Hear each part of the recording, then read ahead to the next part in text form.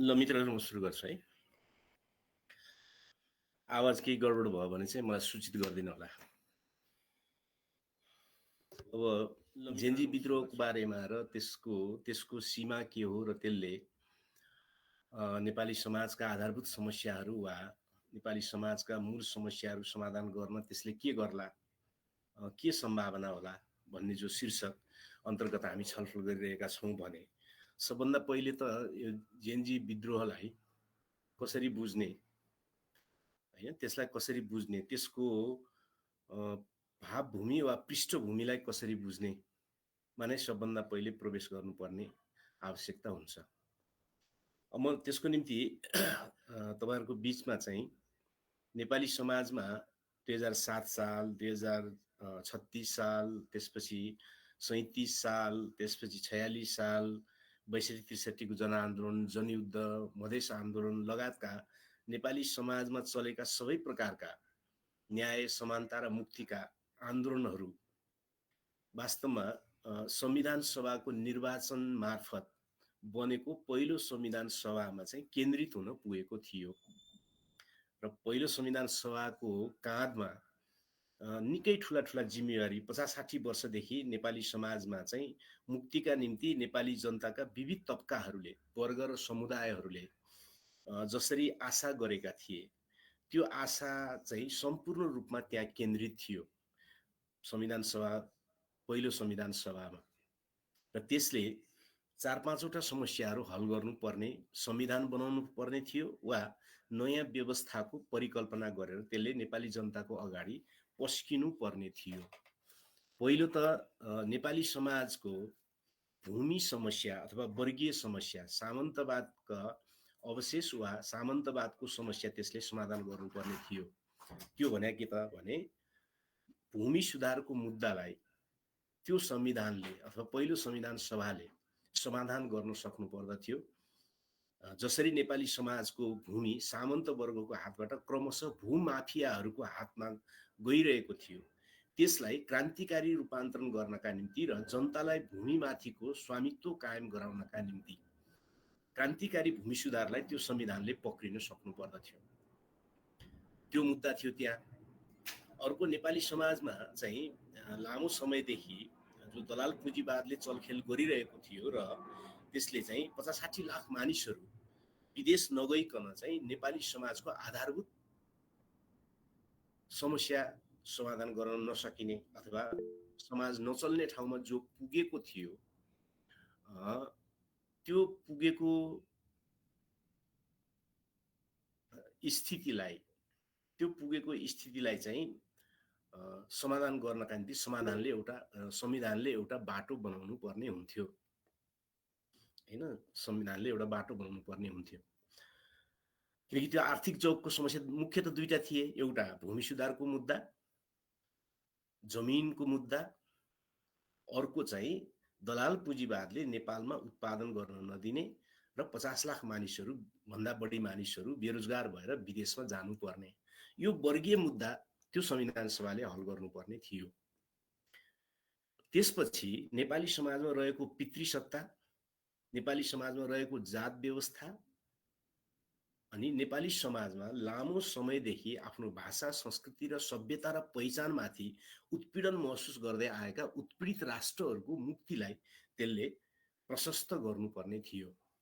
किनकि उत्पीडित राष्ट्रहरू भन्नाले चाहिँ उत्पीडित भाषिक क्षेत्रहरू र उत्पीडित आदिवासी जनजातिहरू, उनीहरूले आफ्नो सभ्यतामाथि जुन प्रकारले लगातार अत्याचार भोग्दै आएका थिए, त्यो अत्याचारबाट मुक्तिका निम्ति उनीहरूले संहिताको माग गरेका थिए। भनेपछि संहिता मार्फत त्यसलाई समाधान गर्नुपर्ने थियो। जात व्यवस्थाको कुरा मैले भनिहालेँ, महिला मुक्तिको अथवा पितृसत्ताको कुरा मैले भनिहालेँ। त्यसै गरी एउटा गम्भीर समस्या नेपाली समाजमा के थियो त भने सुगौली सन्धि पछि 1950 को सन्धि, गोर्खा भर्ती सन्धि लगायत कोशी गण्डकी लगायतका विदेशीहरूले नेपाली समाजलाई आफ्नो मुठीमा लिनका निम्ति, नेपालको प्राकृतिक स्रोत साधन कब्जा गर्नका निम्ति जुन असमान सन्धि सम्झौताद्वारा नेपाली समाजलाई गुलाम बनाउन चाहिएको थियो, त्यो वैदेशिक हस्तक्षेप, जबकि हामीले प्रचलित भाषामा भन्ने गर्दछौँ कि नेपाली समाजको राजनीतिको चाहिँ माइक्रो म्यानेजमेन्टमा अथवा सूक्ष्म व्यवस्थापनमा समेत वैदेशिक हस्तक्षेप छ भनेर हामी जो कोहीले धेरै जसोले हामीले जो स्वीकार गर्ने गर्छौँ त्यो चाहिँ असमान सन्धिहरू मार्फत र अनि वैदेशिक हस्तक्षेप मार्फत जो देखा पर्ने गरेको थियो त्यो वैदेशिक हस्तक्षेपबाट पनि नेपाली समाजलाई मुक्त गर्नका निम्ति पहिलो संविधान सभाले त्यो सङ्कल्प त्यो प्रावधान त्यस्तो संविधान निर्माण गर्नु थियो। यी सबै एकातिर वर्गीय समस्याहरू, अर्कोतिर जातीय समस्या, अर्कोतिर पितृसत्ताको समस्या, अर्को जात व्यवस्थाको समस्या र अर्को चाहिँ वैदेशिक हस्तक्षेपको समस्या। यी समस्याहरूलाई समाधान गर्नका निम्ति, किनकि यो समस्याहरू एक दिनमा थुप्रिएका थिएनन्। यो त 2007 सालले पनि समाधान नगरेको, 2046ले पनि समाधान नगरेको, 62-63 को जनआन्दोलनपछि चाहिँ आशा गरिएको कुरा थियो त्यो। तर त्यो पहिलो संविधान सभामा जब ती मुद्दाहरूमा गम्भीर छलफलहरू भए, ती मुद्दाहरूमा चाहिँ त्यसलाई ठिक समाधान दिनका निम्ति गम्भीर त्यहाँ सङ्घर्ष भयो र त्यो संविधान सभाले, पहिलो संविधान सभाले यदि ठिक ढङ्गले काम गर्न पाएको भए नेपाली समाजका आधारभूत समस्याहरूलाई कुनै न कुनै ढङ्गले नयाँ दिशामा, अग्रगामी दिशामा सम्बोधन हुने सम्भावना जीवित भएर आएको थियो। त्यही कारणले गर्दा नै पहिलो संविधान सभा विघटन गरियो। नत्र भने पहिलो संविधान सभा विघटन गर्नुपर्ने कुनै कारणै छैन, किनकि दुई वर्षको निम्ति भनेको संविधान सभा 4 वर्ष भएको थियो भने अर्को 1 वर्ष थप्न नमिल्ने केही पनि कुरा थिएन, किन पार्टीहरू तिनै थिए, व्यक्तिहरू मोटामोटी तिनै नै आउँथे र चाहिँ फेरि मुद्दाहरू तिनै नै थिए। त्यसकारणले त्यो संविधान सभा विघटन गर्नुपर्ने अर्को ठोस कारण थिएन। कारण के थियो त भन्दाखेरि पहिलो संविधान सभाले चाहिँ नेपाली समाजलाई आधारभूत परिवर्तनतिर लान सक्ने संविधान दिन सक्ने सम्भावना बढेको हुनाले नै देशभित्रका प्रतिगामीहरू र हाम्रो देशलाई स्वतन्त्र बनाउन, स्वतन्त्र भएको देख्न नचाहने वैदेशिक शक्तिहरू र चाहिँ यथास्थितिवादी शक्तिहरू, पार्टी शक्ति इत्यादिहरूले चाहिँ त्यो संविधान सभालाई चाहिँ अदालत लगाएर विघटन गरियो। त्यो विघटन गरिसकेपछि दोस्रो संविधान सभा चाहिँ कस्तो भयो त भन्दाखेरि पहिलो संविधान सभाले लिन खोजेका राम्रा प्रगतिशील नीतिहरूलाई तोडमोड गर्ने, त्यसलाई भ्रष्टीकरण गर्ने, कतिपयलाई पुरै डिलिट गरिदिने र चाहिँ यथास्थितिवादी एक थान संविधान जारी गर्ने काम भयो। न त अब यो अहिले 72 को संविधान जो जारी भयो, न त यो संविधानले विगतमा नेपालमाथि लादिएका वैदेशिक सन्धि सम्झौताहरू, असमान र अपमानजनक सन्धि सम्झौताहरू खारेज गर्छ यसले, न त यसले विदेशी शक्तिहरूको चाहिँ सूक्ष्म व्यवस्थापनमा समेत जो नेपालमा काम हुने गर्दछ न त्यसलाई खबरदारी गर्छ यसले, न त यसले वर्गीय समस्या दुईटा, एउटा न त यसले क्रान्तिकारी भूमि सुधारको कुरा गर्यो, बरु भूमि सुधारको मुद्दा नै खाइदियो यो संविधानले, किसानहरूको बिजोग बनाइदियो यसले, भूमि मामला बर्बाद बनाइदियो यसले, भूमाफियाहरूले चाहिँ भूमि कब्जा गर्ने यात्रा चाहिँ तीव्र बनाइदियो यसले, र अर्कोतिर चाहिँ 50 लाख भन्दा बढी मानिसहरू विदेश जानुपर्ने जो दलाल पुँजीवादको समस्या थियो त्यसमाथि यसले मौन धारण गर्यो। त्यसपछि अब जात व्यवस्थाको सन्दर्भमा यसले कुनै ठोस कार्यक्रम ल्याउनै सकेन। पितृसत्ताको बारेमा यसले सामन्तवाद विरोधी केही बुँदाहरू राख्यो, तर पुँजीवाद विरोधी बुँदा केही पनि राख्न सकेन। राज्यको पुनर्संरचना यसले, राज्यको शासकीय स्वरूप यसले वेस्टमिनिस्टर प्रणाली ल्याएर चाहिँ संसदीय व्यवस्थाको एक थान मन्त्रीमण्डल बन्ने व्यवस्था लिएर आयो यसले। र आदिवासी जनजाति र उत्पीडित राष्ट्रहरूको सन्दर्भमा, उत्पीडित भाषिक समूहहरू जसलाई हामी उत्पीडित राष्ट्र भन्छौँ, आदिवासी जनजातिहरू जसलाई हामी उत्पीडित राष्ट्र भन्छौँ, उनीहरूले जे कुराको निम्ति संघीयता माग गरेका थिए त्यसको ठिक उल्टो संघीयता बनाइयो। अहिले तपाईँहरूले संहिताको मोडल हेर्नुभयो भनेदेखि चाहिँ सबैजसो प्रदेशमा चाहिँ खस नेपाली भाषा, 6वटा प्रदेशमा खस नेपाली भाषा बोल्नेहरूको बहुमत, अनि जुन भाषिक समूहहरू, जुन आदिवासी जनजाति र भाषिक समूहहरूले चाहिँ आफ्नो भाषा, संस्कृति र पहिचानको मुक्तिको निम्ति संहिता मागेको हो, उनीहरूको भाषा चाहिँ क्रमशः मर्दै जाने गरी संहिताको डिजाइन गरियो। भनेपछि कुनै पनि समस्याहरू चाहिँ समाधान हुने स्थिति भएन। त्यसकारणले विगतदेखि थुप्रिँदै आएका आधारभूत समस्याहरू, आर्थिक क्षेत्रका वर्गीय समस्या, जातीय समस्या, क्षेत्रीय समस्या, पितृसत्ताको समस्या र वैदेशिक रूपमा चाहिँ लादिएका सन्धि सम्झौताको समस्या र वैदेशिक हस्तक्षेपको समस्यालाई यो संविधानले चाहिँ सम्बोधन गर्न सकेको थिएन। त्यसले गर्दाखेरि हामीले त्यति बेला पनि भनेका थियौँ र लगातार भन्दै आएका थियौँ कि यो दलाल संसदीय पुँजीवादी व्यवस्था असफल छ, यसले कुनै समस्याको पनि समाधान गर्न सक्दैन, यसले देशलाई समृद्धितिर त लानै सक्दैन। त्यसले गर्दाखेरि चाहिँ अनिवार्य रूपमा अग्रगामी परिवर्तन जरुरी हुन्छ। अग्रगामी परिवर्तनको निम्ति चाहिँ हामीले प्रयत्न गर्नुपर्ने हुन्छ र अग्रगामी परिवर्तन बाहेक अर्को कुनै विकल्प छैन। नेपाली समाज यसरी सधैँभरि एक ठाउँमा टिकिराख्न सक्दैन भनेर जो हामीले भनेका थियौँ, यो हामीले वस्तुगत कारण भनेका थियौँ। त्यसकारण जेनजी विद्रोहलाई बुझ्नका निम्ति सबभन्दा पहिले त वस्तुगत कारणलाई बुझ्नु पर्यो। कहाँबाट यो जन्मियो त, कहाँबाट चाहिँ यस्ता विद्रोहहरूको स्रोत के हो त भन्ने कुरालाई हामीले ठिक ढङ्गले बुझ्नुपर्ने हुन्छ। वास्तवमा नेपाली समाजका वर्गीय, जातीय, क्षेत्रीय र चाहिँ लैङ्गिक र चाहिँ वैदेशिक हस्तक्षेपको जो समस्या हो, त्यो समस्या ज्यूका त्यौँ यो संविधानले कायम गरियो र ठुला ठुला नाराहरू लगाइए। राजनीतिक क्रान्ति सकियो, आर्थिक क्रान्तिको युग सुरु भयो, अब राजनीतिको मतलब छैन, क्रान्ति भन्ने हुँदैन, विद्रोह भन्ने हुँदैन, जरुरी पनि छैन भनेर यहाँका ठुल्ठुला संसदवादी नेताहरूले चाहिँ कुर्लिए, डुग्रिए। तर त्यो व्यवस्थाले स्वाभाविक रूपमा समस्या समाधान गर्न सक्दैन थियो। बरु त्यसले के गर्यो त भने भ्रष्टाचार चरमचुलीमा पुर्याइदियो, हैन। त्यसपछि कुशासन चाहिँ चरमचुलीमा पुर्याइदियो। मान्छेले बानेश्वरमा आएर आत्महत्या गर्नुपर्ने ठाउँमा आर्थिक क्षेत्र विभत्स हुँदै गयो र ठुला ठुला नेता भनिएका चाहिँ सहकारी डुबाउँदै हिँड्ने, यात्रा गर्दै हिँड्ने निकै ठुलो एउटा खेलबाड जस्तो हुँदै गयो। सुशासनको मुद्दा पनि झन्, किनकि खराब व्यवस्थाले, खराब संविधानले खराब व्यवस्थाले खराब पार्टीहरू र खराब पार्टीभित्रका खराब नेताहरू जन्माउनु अनिवार्य थियो। यो कुनै एक दुईजना व्यक्तिको सवाल होइन, यो एक दुईजना व्यक्ति बिग्रेर, एक दुईजना व्यक्ति भ्रष्ट भएको सवाल होइन, सिङ्गै व्यवस्थाले निर्माण गरेको हो त्यस्तो पार्टीहरू। किनकि खराब संविधानले खराब व्यवस्था र खराब व्यवस्थाले खराब पार्टी, खराब पार्टीले खराब व्यक्ति, खराब नेता जन्माउनु अनिवार्य थियो। त्यसले व्यथिति जन्माउनु अनिवार्य थियो। त्यसकारण यसरी वस्तुगत रूपमा पिँधबाट चाहिँ यी समस्याहरू चर्किँदै आएका थिए र त्यसको माथिल्लो तहमा चाहिँ के देखा परेको थियो भने भ्रष्टाचार र अनि व्यथिति, भ्रष्टाचार, कुशासन र व्यथिति चाहिँ माथिल्लो तहमा देखा परेको थियो। तर त्यसको स्रोत भनेको चाहिँ आर्थिक जगमा विकसित हुँदै गएको कङ्गालीकरण नै थियो। राजनीतिक जगमा सामाजिक मुद्दाहरू केही पनि हल नभएको समस्या नै थियो।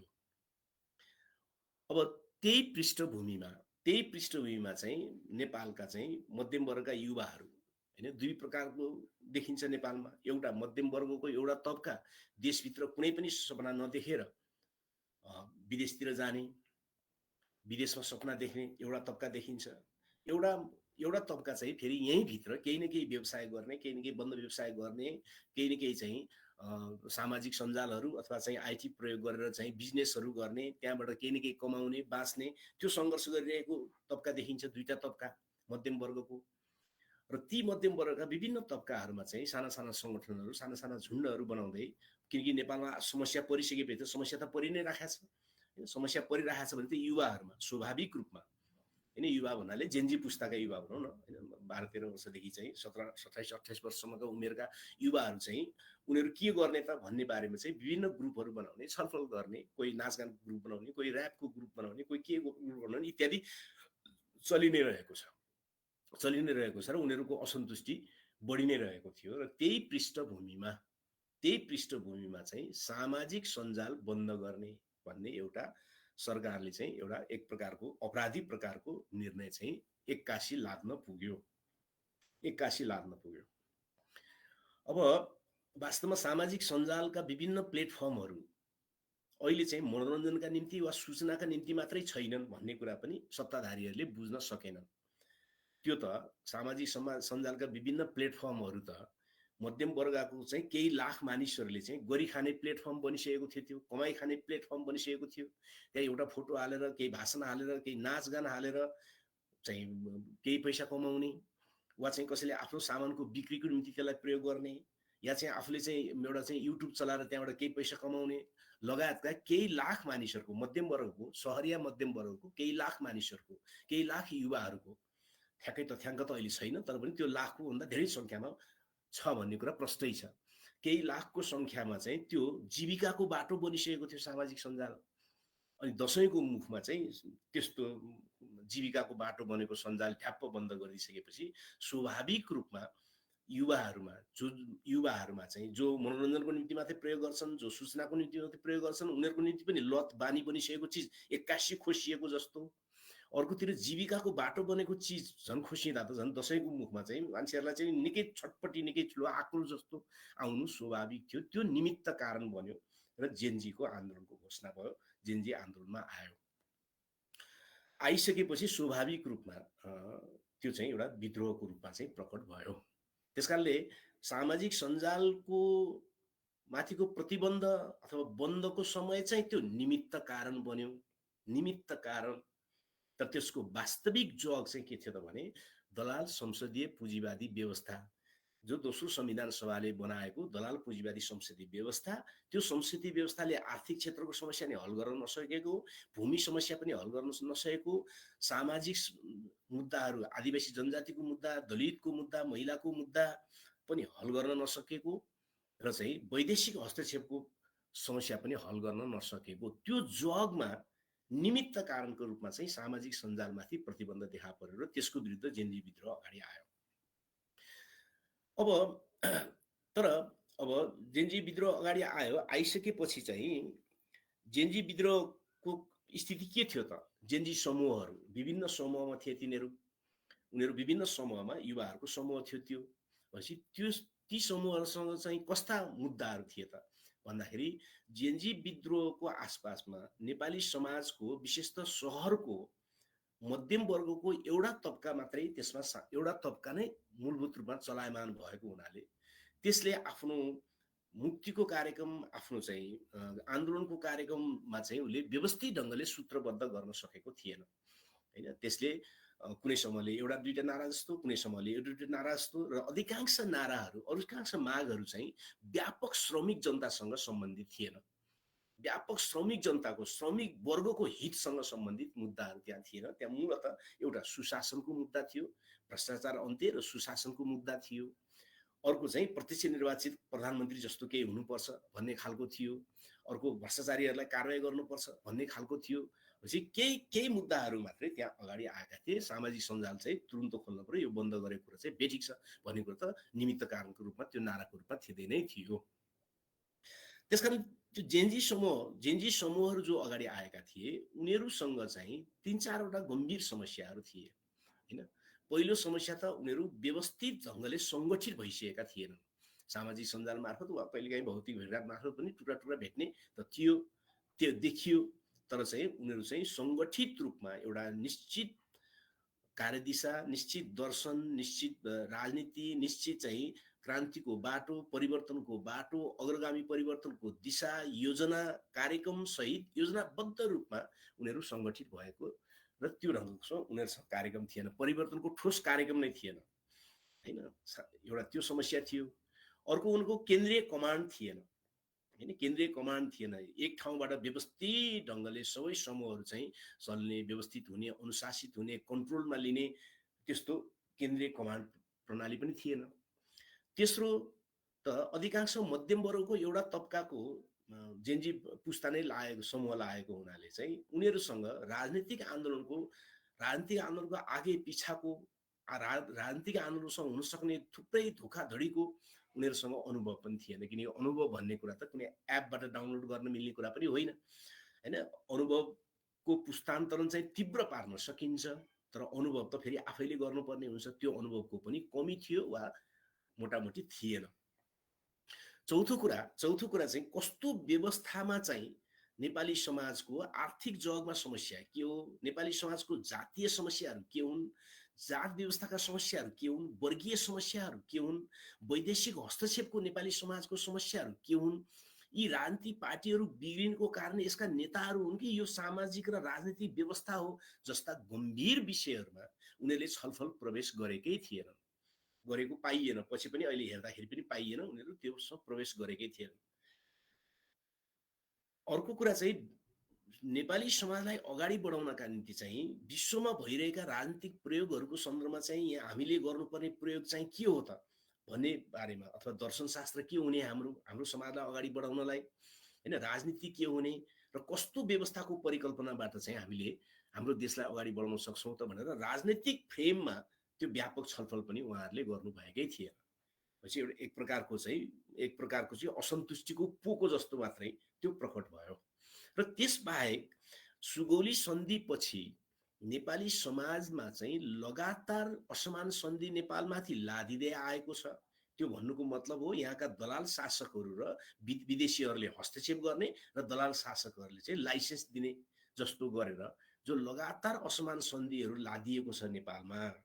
र त्यो सँगसँगै नेपालको राजनीतिको सूक्ष्म व्यवस्थापनमा समेत लगातार वैदेशिक शक्तिहरूले चलखेल गर्ने गरेका छन् भन्ने यथार्थमाथि उहाँहरू पटक्कै सचेत हुनुहुन्थेन, अथवा त्योतिर ध्यानै कम थियो भनौँ न। अझ त्यो अनुभवको कमीले पनि हुनसक्छ, जेसुकै होस्, उहाँहरूको त्यसप्रति त ध्यान नै थिएन, सजगता नै थिएन। यी सबैको बीचबाट जेन्जी विद्रोह 23 गते प्रकट भयो। 23 गते प्रकट भयो र 23 गते प्रकट भइसकेपछि केही हजार जेन्जी पुस्ताका युवाहरू हैन, अरू राजनीति गरेका नेताहरू नआउनुहोस्, पार्टीहरू नआउनुहोस् हैन, अब हामी चाहिँ यो जेन्जीको आन्दोलनमा चाहिँ नमिसिदिनुहोस् भन्दै त्यो अगाडि आयो। दिउँसो 1-2-3 बजेसम्म पनि 2-3 बजेसम्म पनि त्यसले चाहिँ आफ्नो शानदार प्रदर्शन गरि नै रहेको थियो।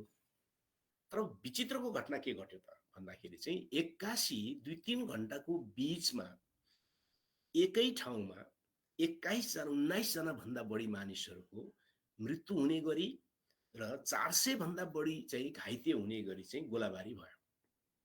यो आफैमा आश्चर्यजनक बन्यो, किनकि जुन आन्दोलनले हामी शान्तिपूर्ण छौँ, हामी केही गर्दैनौँ, हाम्रो मागहरू यो हुन्, हाम्रो पुस्ता नै यो हो, यसमा कसैले घुसपैठ नगरिदिनुहोस् भनेर भइरहेको आन्दोलनमा, किनकि हामीले आन्दोलनहरू विभिन्न देखेका छौँ, 36 सालको देखिएको छ, 46 सालको भोगिएको छ हैन, त्यसपछि 62-63 को भयो, जनयुद्ध भयो, सबै प्रकारका मधेस आन्दोलन भयो। सबै आन्दोलनहरू जो हप्ता चलेपछि उत्कर्षको बेलामा मात्रै केही दर्जन मानिसहरू, एकाध दर्जन मानिसहरू चाहिँ शहादत प्राप्त गर्ने गरे हो।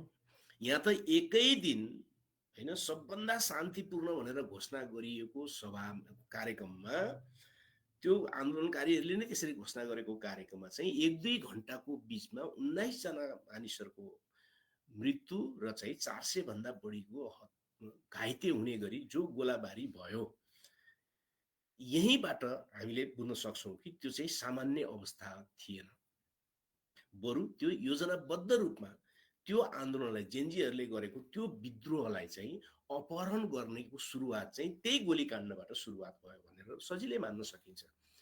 किनकि त्यस्तो हुन सक्ने कुनै सम्भावना थिएन। त्यहाँ त्यति बेलासम्म कुनै आगजनी भएको थिएन, त्यति बेलासम्म कोही पुलिस मारिएको थिएन, कोही पुलिस घाइते भएको थिएन हैन, कुनै चिज केही पनि भएको थिएन। भने केही मानिसहरू संसद भवनको यसो प्राङ्गणमा अलिअलि छिरे होला, त्यो एउटा कुरा भयो हैन, त्यो चाहिँ कन्ट्रोल गर्न नसक्ने स्थितिको त्यहाँ केही प्रकट भएकै थिएन। तर त्यत्रो मानिसहरूको हत्या हुने गरी, त्यत्रो मानिसहरू, 100औं मानिसहरू, 400 भन्दा बढी मानिसहरू घाइते हुने गरी जो गोलीकाण्ड गराइयो, हुन पुग्यो, त्यसले स्वाभाविक रूपमा त्यही बिन्दुदेखि नै त्यो जेन्जीको विद्रोहलाई, त्यो असाधारण विद्रोहलाई, किनकि मानिसहरू मध्यम वर्गका बौद्धिकहरू थुप्रैले भन्ने गर्दथे कि आजका युवालाई राजनीति मतलब छैन, आफ्नो देशको मतलब छैन, केही मतलब छैन भनेर उनीहरूले भन्ने गर्दथे नि त। तर त्यो युवा पुस्तालाई, त्यसमा पनि अझ मध्यम वर्गको वर्चस्व रहेको युवा पुस्तालाई पनि देशको चिन्ता, सुशासनको चिन्ता हैन, कुशासनप्रतिको घृणा, भ्रष्टाचारप्रतिको घृणा हैन, सत्ताले गरेका अत्याचारप्रतिको घृणा चाहिँ उनीहरू व्यक्त गर्न सक्दा रहेछन्, शानदार ढङ्गले व्यक्त गर्न सक्दा रहेछन् भन्ने कुराको त्यो उदाहरण थियो। त्यो विद्रोहलाई चाहिँ त्यहाँबाट अपहरण हुन सुरु भयो। गृहमन्त्रीले राजीनामा दिए, त्यसपछि चाहिँ भोलिपल्ट बिहानदेखि नै स्वाभाविक रूपमा चाहिँ कर्फ्यू जारी गर्यो सरकारले हैन। भानेश्वरमा कर्फ्यू, सानेपामा कर्फ्यू हैन, च्यासलमा कर्फ्यू लगायतका थुप्रै ठाउँमा कर्फ्यू आदेश जारी गर्यो। तर बिहानैदेखि त्यो कर्फ्यूलाई लिड गर्नुपर्ने नेपालको सेना चाहिँ बाहिर निस्किएन। अर्को चरण त्यहाँ थपियो हैन। अघिल्लो दिन 19 जना भन्दा बढी मानिस मारिएका छन्। दोस्रो दिन स्वाभाविक रूपमा त्यो हत्याको विरुद्धमा मानिसहरू चाहिँ निस्किनेवाला छन्। त्यसलाई चाहिँ व्यवस्थित त्यहाँ केही ठाउँहरूमा कर्फ्यू जारी गरिएको छ, तर त्यो कर्फ्यू लागू गरेर सेना बाहिर आउँदैन। भनेपछि यो व्यवस्थित ढङ्गले कता जाँदैछ भन्ने कुरा सजिलै बुझ्न सकिने स्थिति भइहाल्यो।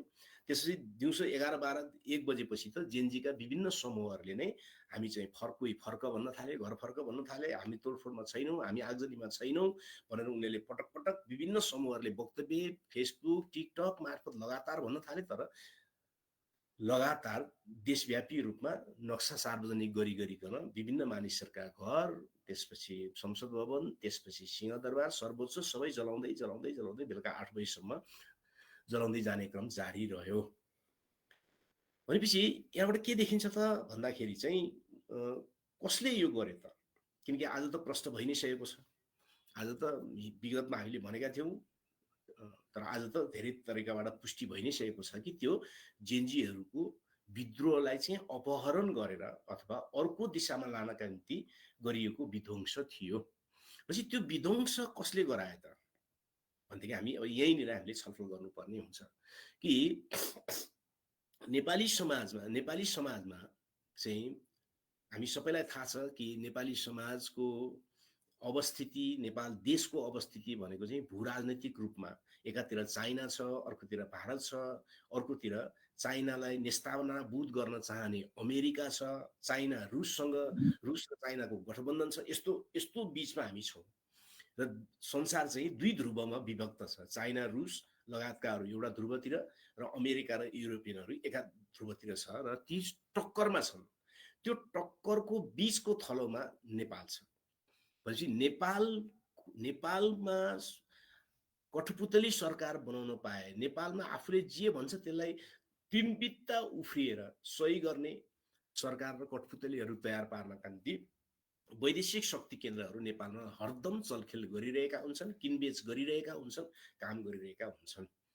त्यसकारण हामीलाई थाहा छ कि विभिन्न देशका राजदूतावासहरूले युवा काउन्सिलको नाममा वर्षेनी करोडौँ पैसा खर्च गरेर ट्रेनिङ गराउने, छात्रवृत्ति दिनेदेखि लिएर सबै कामहरू चलाइरहेका हुन्छन्। त्यो आफ्नो देशप्रति त्यस प्रकारको जनशक्ति तयार पार्ने अभियान नै हो त्यो, हैन? त्यसकारणले यहाँ तीनवटा फोर्स परिचालन भएको देखिन्छ।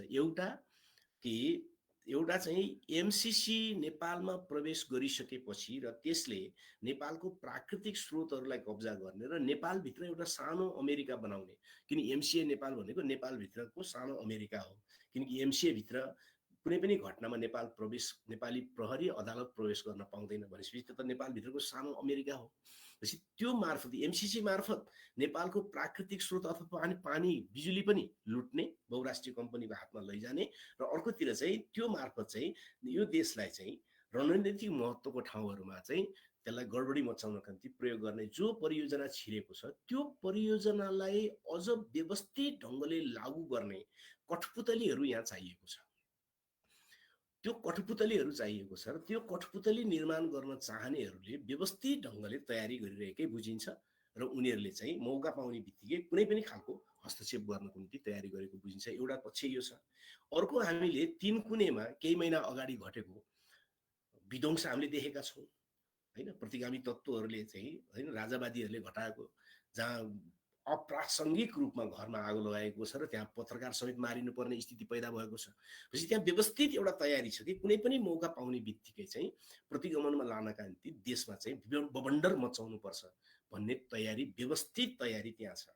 किनकि त्यसको रिहर्सल अस्ति 24 गतेको रिहर्सल चाहिँ हामीले त्यो दिन नै हेरिसकेका हो कि चाहिँ, जस्तो कि भन्नुहोस् न 3 कुनेको घटनामा चाहिँ साम्य भइसकेपछि पनि जडीबुटीमा गएर हैन त्यो जडीबुटीको चाहिँ औषधि कारखानामा मान्छे बेलुका आगो लगाइरहेका थिए बिना प्रसङ्ग।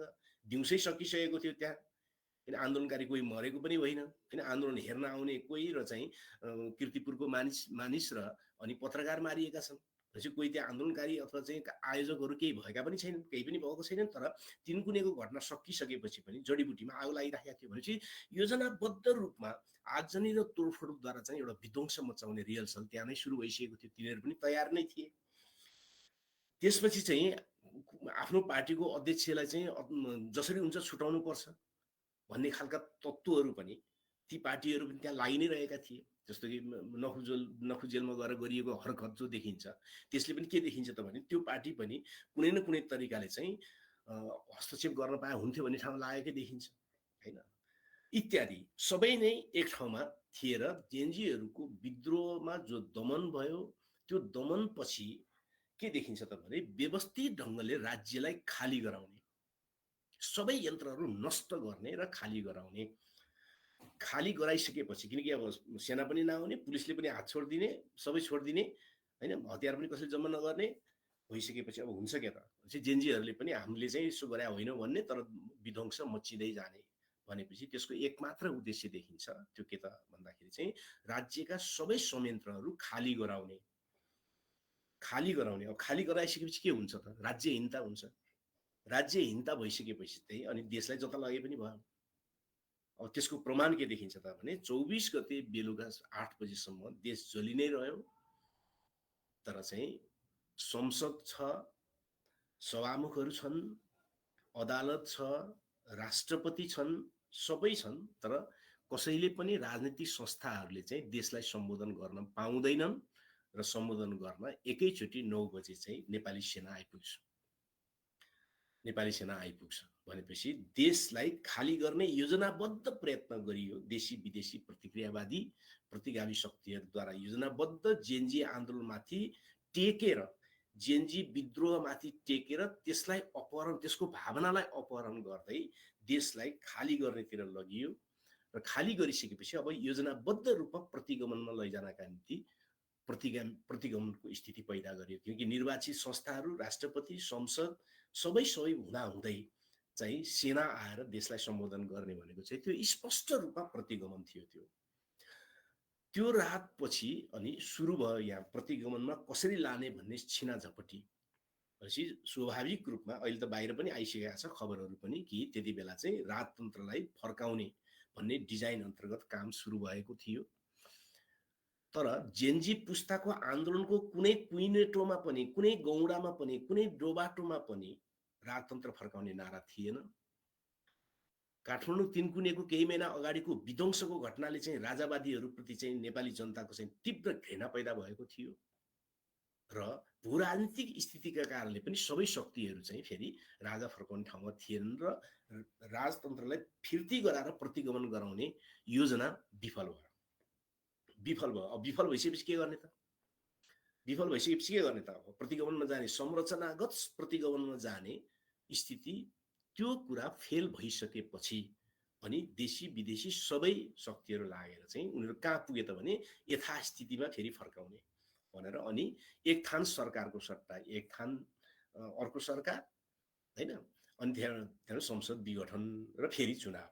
संसद विघटन गरेर के गर्ने? चुनाव गर्ने। एक थान सरकारको सट्टा फेरि के गर्ने? अर्को थान सरकार बनाउने भन्ने यही व्यवस्था अन्तर्गतको उनीहरू यथास्थितिमा फर्किन बाध्य भए। प्रतिगमनमा गएर फेरि यथास्थितिमा फर्किन बाध्य भए र अहिले देश चाहिँ निकै तरल अवस्थामा रहेको छ। यो जता पनि जान सक्दछ हैन, यो प्रतिगमनतिर लान पनि कोसिस भइराखेको छ, यथास्थितिमै रङमाउन पनि कोसिस भइराखेको छ।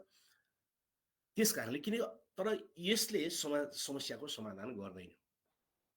अहिले जेएनजी विद्रोहीहरू, वास्तविक जेएनजी विद्रोही, अब जेएनजी विद्रोहलाई ढाल बनाएर त यहाँ थुप्रै खालका तत्त्वहरू चलखेल गरिरहेका छन्, सबैलाई थाहा चाहिँ छ त्यो।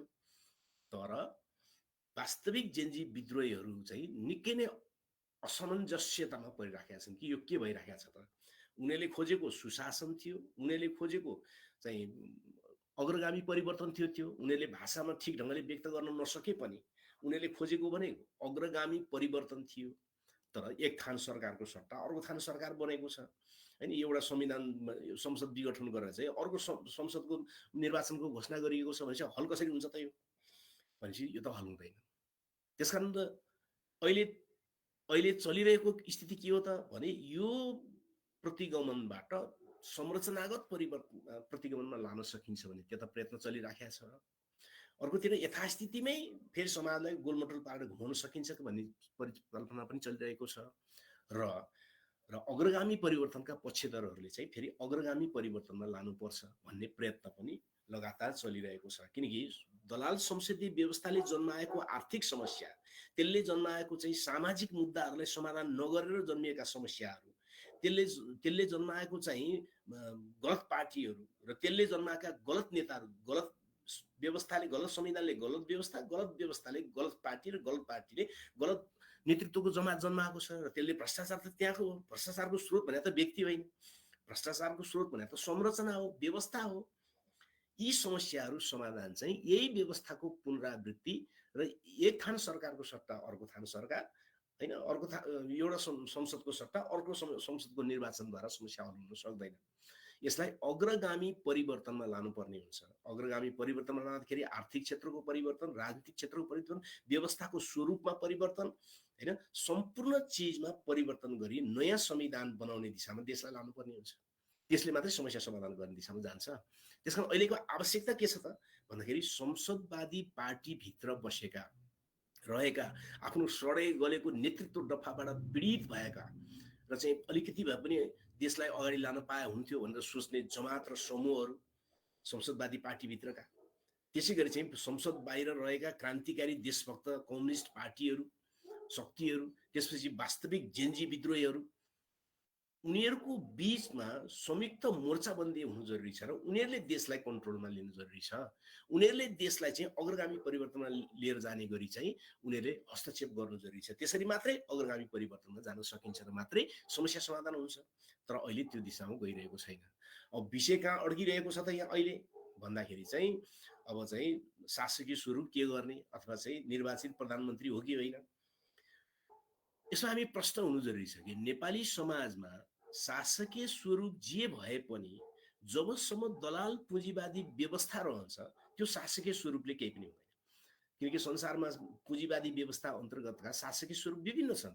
कहीँ सैन्य शासन छ होइन, सैनिक कमान्डर नै चाहिँ नेता हुने शासन छ, कहीँ राष्ट्रपति र प्रधानमन्त्रीले बाँडेर चाहिँ शासन गर्ने प्रणाली छ, कहीँ प्रधानमन्त्री सिस्टम छ होइन, कहीँ प्रत्यक्ष प्रधानमन्त्री छ, कहीँ वेस्ट मिनिस्टर प्रणाली छ, कहीँ चाहिँ प्रत्यक्ष निर्वाचित प्रधानमन्त्री वा कार्यकारी राष्ट्रपति प्रणाली छ। तर ती सबै पुँजीवादी व्यवस्थाहरू, पुँजीवादी व्यवस्थाका शासकीय स्वरूपहरू फरक फरक भएर पुँजीवाद हट्ने हो र दलाल पुँजीवाद हट्ने हो त? त्यो त हट्दैन होइन। दलाल पुँजीवाद हट्नका निम्ति त दलाल पुँजीवादी व्यवस्थालाई नयाँ संरचना गर्नुपर्ने हुन्छ, त्यसलाई हटाउनु पर्ने हुन्छ र त्यसको ठाउँमा क्रान्तिकारी व्यवस्था, अग्रगामी व्यवस्था स्थापित गर्नुपर्ने हुन्छ एक। अर्कोतिर प्रत्यक्ष प्रधानमन्त्री कार्यकारी हुने र वा प्रत्यक्ष राष्ट्रपति कार्यकारी हुने व्यवस्था नेपालको सन्दर्भमा त झन् मेल नै खाँदैन। दुईटा कारणले, मुख्य दुईटा कारण, धेरैवटा कारणले मेल खाँदैन। त्यसमध्ये मुख्य दुईटा कारणले मेल खाँदैन। एउटा, नेपाली समाज विविधतामा आधारित समाज हो होइन। यहाँ एउटा मधेस भन्ने समाज छ जहाँ 19-20% मानिसहरू एउटा मानसिकता सहित बस्दछन्। हरेक ठाउँमा आफूलाई उत्पीडित र आफूलाई किनारीकृत गरेको महसुस गर्दछन्। उनीहरूले जहाँ पनि आफ्नो अनुहार देख्न चाहन्छन्, आफ्नो मान्छे देख्न चाहन्छन्। स्वाभाविक छ, युगौँदेखि उनीहरूलाई माथि अत्याचार भएको छ, अलगावमा पारिएको छ। अर्को यहाँ एउटा छुट्टै समूह छ, त्यो जात व्यवस्थाबाट पीडित दलितहरूको एउटा समूह छ जसले सधैँभरि आफूलाई पिँधमा पाउँछ, आफ्नो अनुहार खोज्दै हिँड्छ जहाँ पनि होइन। अर्को यहाँ आदिवासी जनजाति भन्ने छ, वर्षौँदेखि आफ्नो भाषा क्षेत्र, आफ्नो भाषा संस्कृति र चाहिँ पहिचानमाथि उत्पीडन भोगेर आएको थिलो भएको 35% हाराहारीको चाहिँ जनसङ्ख्याको हिस्सा छ। यी ठुल्ठुला जमातहरूलाई तपाईँले एक व्यक्तिले कसरी प्रतिनिधित्व गर्न सक्छ? ती फरक फरक मानसिकताका, उत्पीडनका मानसिकताका मानिसहरूलाई चाहिँ एउटा प्रत्यक्ष कार्यकारी राष्ट्रपति वा प्रधानमन्त्रीले चाहिँ सबै समुदायको चाहिँ भावना चाहिँ कसरी प्रतिनिधित्व गर्छ? अहिले वेस्ट मिनिस्टर प्रणाली त फेल भयो नेपालमा होइन, हामी सबैले देखिहाल्यौँ। यही वेस्ट मिनिस्टर प्रणालीमा त होइन एक थान भए पनि दलित झुन्ड्याउनु पर्ने, एक थान भए पनि मधेसी झुन्ड्याउनु पर्ने बाध्य हुन्छन् नि यहाँका सरकारहरू। किन भएको भन्नुहोस् त? किन भएको त भने यहाँ विविधतामा आधारित भएको हुनाले देखाउनका निम्ति मात्रै भए नि कोही देखाउनु पर्ने अवस्था छ, न त शासनै गर्न सक्ने अवस्था छ। त्यो वेस्ट मिनिस्टर प्रणाली त असफल भइसक्यो। अब फेरि एकजनाले त्यस्ता उत्पीडित समुदायहरूको चाहिँ सबैको शासन गरिदिन्छु, सबैको प्रतिनिधित्व गरिदिन्छु भन्ने कुरा, त्यस्तो शासकीय स्वरूप नेपालको सामाजिक अवस्थितिको कारणले मेल खाँदैन। एउटा विषय यो हो। अर्को विषय छ, अर्को विषय के छ त भने हामी सबैले स्वीकारेको र यथार्थ पनि हो कि हामी विदेशीहरूले लादेको होइन अमेरिकाले लादेको एमसीसी सम्झौता भोगिरहेका छौँ। भारतले लादेको चाहिँ कोशी गण्डकी 1950 को अपमान सन्धि भोगिरहेका छौँ।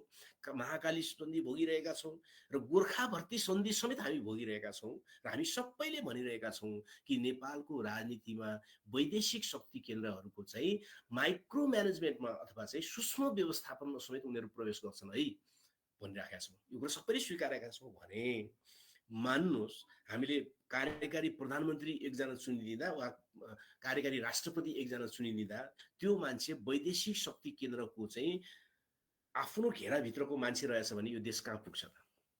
कि यो देशमा जेलेन्स्कीहरू जन्मिँदैनन् त त्यसपछि? किन प्रत्यक्ष निर्वाचित राष्ट्रपति वा प्रधानमन्त्री प्रणाली भनेको फेरि कस्तो हो त भने एकचोटि चुनिएपछि 10 वर्ष जति जान्छ। किन 5 वर्षमा के न के गर्न पाएँ भन्दा 10 वर्ष जाने गरेको छ अधिकांश ठाउँहरूमा। 10 वर्षसम्म विदेशी कठपुतलीले यो देशको बागडोर सबै निर्णय गर्न पाउने बागडोर सम्हाल्यो भने के हुन्छ? यो त हाम्रो निम्ति निकै नै डरलाग्दो कुरा हो। हाम्रो भू राजनीति स्थितिमा हामी जसरी बाँचेका छौँ र सुगौली सन्धिपछि हामी जसरी चाहिँ विदेशीहरूको हस्तक्षेपमा बाँचेका छौँ त्यस्तो समाजको निम्ति प्रत्यक्ष कार्यकारी राष्ट्रपति प्रणाली वा प्रधानमन्त्री प्रणाली आत्महत्या सरह हुन पुग्छ। बिल्कुल गलत कुरा। त्यसकारण नेपाली समाज विविधतामा आधारित भएको हुनाले नेपाली समाजमा यही पुँजीवादी दलाल पुँजीवादी व्यवस्थाभित्रको प्रणालीबाट हल नै हुँदैन। यो हल नै हुँदैन। यसलाई हामीले अग्रगामी परिवर्तनमा लैजानुपर्ने हुन्छ, समाजवादको दिशामा लैजानुपर्ने हुन्छ र शासकीय स्वरूपको सन्दर्भमा एउटा हामीले मन्त्र जस्तै बुझ्नुपर्ने हुन्छ कि नेपालमा सहमतीय प्रकारको शासकीय स्वरूप बनाउनुपर्छ। सहमतीय प्रकारको सबै समुदाय र आधारभूत जनताले हिस्सेदारी लिन सक्ने, उनीहरू सबैले उनीहरूको सहमतिमा चल्ने त्यस्तो शासकीय स्वरूप निर्माण गर्नुपर्ने हुन्छ। त्यो भनेको समाजवादी व्यवस्थातिर गएर मात्रै त्यसको समाधान हुन्छ। त्यसको समाधान त्यहाँ खोज्नुपर्ने छ। तर समाधान हामी कहाँ खोजिराखेका छौँ त? समाधान कतिपयले कहाँ खोजिराखेका छन् त भने प्रत्यक्ष निर्वाचितमा खोजिराखेका छौँ हैन। यो बिल्कुल गलत कुरा छ। त्यसकारणले अहिलेको समाधान, अहिले जेनजी विद्रोहले एउटा विभिन्न कुराहरू प्रमाणित गर्यो। पहिलो कुरा चाहिँ मध्यम वर्गका युवाहरू अथवा अहिलेका विभिन्न उमेर समूहका युवाहरू राजनीतिप्रति वास्ता गर्दैनन्, मतलब छैन, विचारको मतलब छैन इत्यादि छैन भन्ने जो हल्ला गर्थे त्यो हल्लालाई उसले च्यातचुत पारिदिएको छ र त्यो मध्यम वर्गको युवा पनि र त्यो उमेर समूहको युवा पनि देशको निम्ति परिवर्तनको निम्ति कुनै पनि मूल्य चुकाएर अगाडि आउन तयार छ भन्ने कुरा प्रमाणित गरिदिएको छ। अर्को कुरा, विभिन्न संसदवादी राजनीतिज्ञहरूले लाजै पचाएर भन्थे कि अब देशमा क्रान्ति सक्यो, राजनीतिक क्रान्ति सक्यो, राजनीतिक कुरा सक्यो, विद्रोह अब जरुरी छैन, हुँदा पनि हुँदैन, अब चाहिँ आर्थिक क्रान्तिको युग सुरु भयो भनेर जुन हल्ला गरेका थिए त्यो चिजलाई पनि उसले चटाचुन्न पार्दियो। होइन, राजनीतिक क्रान्ति परिवर्तन र आर्थिक परिवर्तनको मुद्दा एक अर्कासँग जोडिएका छन् हैन। राजनीतिक क्रान्ति र परिवर्तन सकिएको छैन, त्यसकारणले पनि आर्थिक प्रगति भएको छैन भन्ने कुरालाई प्रष्ट त्यसले देखाइदियो हैन। त्यसकारणले गर्दा जेनजी कसैले आन्दोलन भनेका छन्, जेनजी कसैले के भनेका छन् त्यो कुरा होइन। जेनजी एउटा विद्रोह, यो राष्ट्रिय रूपमा भएको विद्रोह। कतिपय साथीहरूले कतिपय व्यक्तिहरूलाई लाग्दछ कि आफूले नगरे हुनाले चाहिँ विद्रोह होइन विद्रोह भन्नलाई चाहिँ हिचकिचाउने पनि मैले देखाएको छु। त्यस्तो होइन, कसले गर्छ मुख्य कुरा होइन। मुख्य कुरा हो त्यो न्यायपूर्ण कुराको निम्ति भएको हो कि होइन र त्यसले सिङ्गो सत्तालाई, सिङ्गो समाजलाई हल्लाइदियो कि हल्लाएन। यसरी हेर्दाखेरि त्यसले सिङ्गो सत्तालाई, सिङ्गो समाजलाई चकचकाएर हल्लाइदियो, त्यसले असाधारण बलिदान गरेर देखाइदियो र त्यसले सिङ्गो समाजलाई नयाँ सोचमा जानका निम्ति त्यसले उत्प्रेरित गरिदियो र सबै पुराना सोचहरूलाई अस्वीकार गरिदियो। त्यसकारण त्यो जेनजी विद्रोह नै थियो। कुरा यति मात्रै हो कि त्यो विद्रोहको भावना र त्यो विद्रोहले चाहेको जो परिवर्तनतिर जाने बाटोलाई देशी विदेशी शक्तिहरूले चाहिँ त्यसमाथि चलखेल गरेर त्यसलाई अर्को दिशामा मोडे र फाइदा अरूले लिन थालेका छन् हैन। त्यो भने अर्कै कुरा हो, त्यो विषयमा भने हामीले छलफल गर्नुपर्छ। कतिपय साथीहरूले एउटा तर्क अगाडि पनि सारेको म देख्छु कि जे कुरा पनि विदेशले गरेको देख्ने, वैदेशिक शक्तिहरूले गरेको देख्ने, यो षड्यन्त्रको सिद्धान्त चाहिँ बेठिक छ हैन भनेर चाहिँ कतिपयले लेखेको, बोलेको, सुनिएको छ।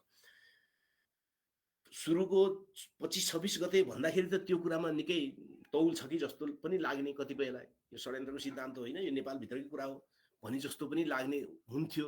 तर अहिलेसम्म आउँदाखेरि त विभिन्न कोणबाट कसरी चलेका रहेछन् मान्छेहरू, कसरी चलाइएका रहेछन् मान्छेहरूले हैन। सामाजिक सञ्जालमै बम बनाउन सिकाउने, सामाजिक सञ्जालमै नेताहरूको घरमा यसरी हान्नुपर्छ भनेर सिकाउने देखि लिएर देखि लिएर कुन कुन राजदूतावासमा कस्ता कस्ता शक्तिहरूले के गरेका रहेछन्, कहाँ कहाँ मिटिङ गरेका रहेछन् भन्नेदेखि लिएर धेरै कुरा आइसकेको हुनाले अब षड्यन्त्रको सिद्धान्त होइन, यो गलत कुरा हो, यो चाहिँ वैदेशिक शक्तिहरूको खेल भन्ने कुरा चाहिँ गडबड कुरा हो भनेर भन्नेहरूको मुख त अब बन्द भइ नै सक्यो। तर त्योभन्दा पनि मुख्य कुरा के हो त भने नेपाली समाजमा हामीले सुगौली सन्धिदेखि आजसम्म हामीले भोग्दै आएका सन्धिहरू, असमान र अपमानजनक सन्धिहरू र राजनीतिको माइक्रो म्यानेजमेन्टमा समेत चाहिँ नि वैदेशिक शक्तिहरू चलखेल गर्दै आएका छन् भन्ने कुराको आम सहमति, आम बुझाइ, आम सहमतिलाई के हामीले बिर्सेको हो? हामीले बिर्सेको हो र अनि हामीले षड्यन्त्रको सिद्धान्त वैदेशिक शक्तिहरूको चलखेल छ भन्ने बित्तिकै त्यसलाई षड्यन्त्रको सिद्धान्त त्यो बेकारको कुरा हो भन्न सुहाउँछ त? त्यो कदापि सुहाउँदैन।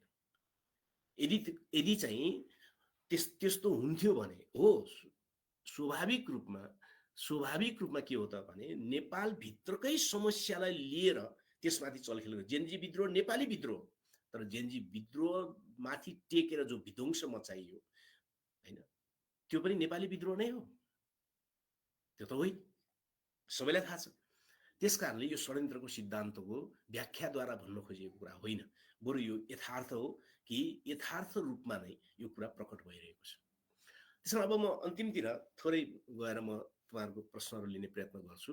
त्यो के त भने अहिले पनि चरम रूपमा वैदेशिक शक्तिहरूको बीचमा चलखेल भइरहेको छ। देशलाई कता लाने भइ नै रहेको छ। मैले एउटा अन्तर्वार्तामा भनेको थिएँ यो सरकार चाहिँ मूर्खट्टा सरकार हो भनेर मैले भनेको थिएँ। त्यो भने के त भने सरकार त देखिन्छ तर यसको टाउको देखाउँदैन, चलिरहेका कहाँबाट हो त, के गरेर चलिरहेको हो भन्ने कुरो देखिन्न भन्ने अर्थमा भनेको थियो। त्यही परिस्थिति अहिले पनि जीवित छ। त्यसकारणले अहिलेको आवश्यकता के छ त भने जेनजी समूहका विभिन्न समूहहरू एकदम गुमराहमा पर्दै गइरहेका छन्, कुहिरोमा काग जस्तो हराउँदै गइरहेका छन्। उनीहरू कहाँ पुगिरहेका छन् कति बेला त थाहा पनि छैन हैन, किनकि उनीहरूले पहिलादेखि नै सुरुदेखि नै के सोचेको थिएन त भन्दाखेरि देशमा वैदेशिक शक्ति केन्द्रहरूको चलखेल हस्तक्षेप कति भइराखेको छ र हामीले गर्ने प्रत्येक काममाथि उनीहरूले खेलबाट कसरी गर्न सक्छन्, उनीहरूले हाम्रो राष्ट्रका विरुद्ध हामीलाई प्रयोग गरिदिने वा हाम्रो नाराहरूलाई लिएर उनीहरूले अर्कोतिर लगिदिने खतरा कति हुन सक्दछ भनेर उनीहरू त्यतातिर फर्केकै थिएन, त्यतातिर गम्भीर भएकै थिएनन्, त्यहाँ ध्यान पुर्याउन भ्याएकै थिएनन्। त्यसकारणले उनीहरूलाई अहिले निकै ठुलो चक्रव्यूहहरू यहाँ चलिरहेको छ।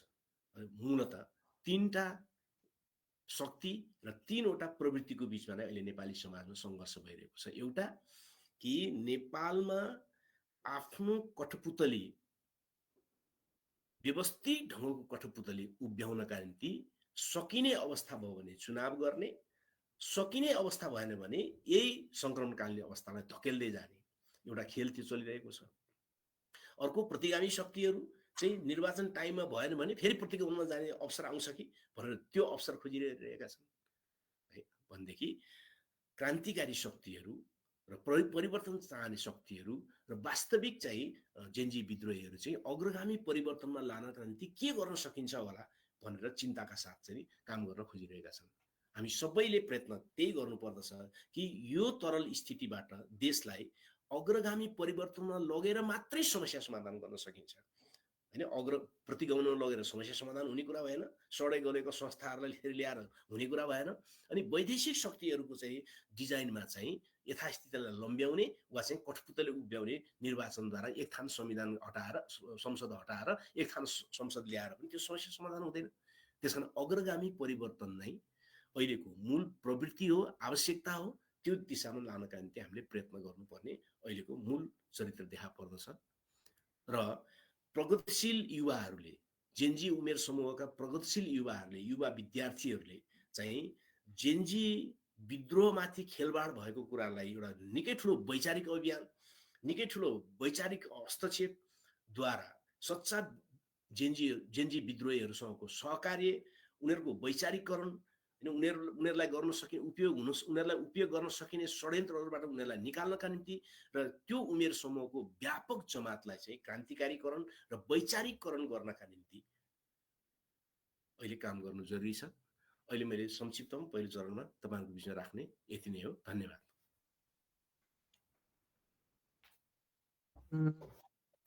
हुन्छ, हाम्रो वक्ताले कुराहरू राख्नु भएको छ। अब हामी केही प्रश्नहरू लिने क्रम थाल्छौँ। त्यो गुगल मिटमा पनि साथीहरूले चाहिँ प्रश्न सकेसम्म लेखेर नै राख्नु, किन भन्दाखेरि यो चाहिँ 90जना भन्दा बढी साथीहरू जोडिनु भएको छ र बोल्दाखेरि चाहिँ त्यो अलिक अव्यवस्थित हुन जान्छ। त्यही भएर साथीहरूलाई चाहिँ यो लेखेर यो मेसेजमा चाहिँ राखिदिनु हुन अनुरोध छ। साथै फेसबुकबाट हेरिराख्नुभएका साथीहरूलाई पनि फेसबुकको कमेन्ट सेक्सनमा कमेन्ट्सहरू राखिदिनु होला, अनि त्यहाँबाट हाम्रो साथीहरूले चाहिँ त्यसलाई फिल्टर गरेर ल्याउनु हुनेछ। र प्रश्नहरू चाहिँ म राख्छु है त।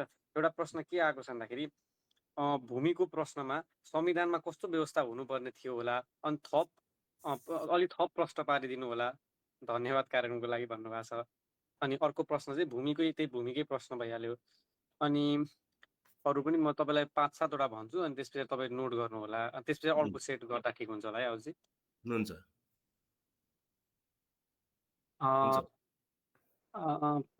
कार्यक्रमको विषय के जेन्जी विद्रोह नेपाली समाजका उत्पीडनको अन्त्य गर्न निर्णायक हुन सक्छ भन्ने रहेछ। यो जेन्जी पुस्ता डिजिटल सीमामा सीमित छ, विद्रोहमा सङ्गठनात्मक एकता हुन सकेन। अहिले त 141 भन्दा बढी जेन्जी समूह छन्, संरचनात्मक सत्तामा वा निर्णय गर्न सक्ने सत्ताको केन्द्रमा पुगेका छैनन्, जसले सामाजिक सञ्जालमा एक त अभिव्यक्तिका आधारमा समाजको वास्तविकता र समस्या नबुझी धारणा निर्माण गर्दछ। उसले नेपाली समाजको वास्तविक र उत्पीडित वर्गको समस्या समाधान गर्न कसरी सक्ला त भन्ने प्रश्न गर्नुभएको छ दिलबहादुर भण्डारीजीले। अर्को प्रश्न अजित कालीकोटेजीले गर्नुभएको छ। त्यसो हुँदा मैले आफूलाई मेरो जीवन यो देश र राज्यको निम्ति समर्पित गर्ने सोचिसकेको छु। त्यसो हुँदा म कसरी यो सङ्गठन, यो अहिले इरेलेभेन्ट होला थोरै, अर्को लिएँ मैले। सम्पूर्ण विद्यार्थी साथीहरू मेरो अभिवादन। म एक विद्यार्थी हुँ, तर मैले निजी कलेजमा अध्ययन गरेको हुनाले म कुनै विद्यार्थी सङ्गठनमा आबद्ध छुइनँ। तर जबदेखि मैले राजनीतिलाई बुझ्न धेरै नेताहरूको भाषण सुन्ने गरेँ, कुनै पनि त्यस्तो नेता देखिनँ जसले नेपाली समाजको सुमितजीको प्रश्न होइन जस्तो लाग्यो, अहिलेसम्म त्यो दुईटा मात्रै छ। हुन्छ हुन्छ हुन्छ अरू त्यस्तो आएका छैनन्। आएपछि फेरि तपाईँमा पुर्याउँला है। ल तपाईँ बोल्न थाल्नुहोस्। अब भूमिको प्रश्नमा चाहिँ संविधानमा के हुनुपर्ने थियो भन्ने कुरा चाहिँ नेपाली समाजमा 2007 सालभन्दा अगाडिदेखि नेपालमा भूमिको सन्दर्भमा उठेको प्रश्न के हो त भने ल्यान्ड टु द टिलर, अथवा चाहिँ जमिन जोत्नेको हातमा दिनु पर्यो, अथवा चाहिँ सामन्तहरूले ओगटेको जमिन चाहिँ कृषकहरूको हातमा नपुगेसम्म व्यापक कृषकहरू चाहिँ उत्साहित हुँदैनन्। व्यापक कृषकहरू उत्साहित नभएसम्म उनीहरूको पैदावार र उनीहरू उत्पादनमा खुसी भएर लाग्न सक्दैनन्। उनीहरू उत्पादनमा नलागेसम्म उनीहरूको आत्मनिर्भरता हुँदैन। उनीहरूको आत्मनिर्भरता नभएसम्म चाहिँ फेरि उनीहरूको क्रय शक्ति बढ्दैन। उनीहरूको क्रय शक्ति भनेको किन्ने शक्ति होइन, क्रय शक्ति बढ्दैन।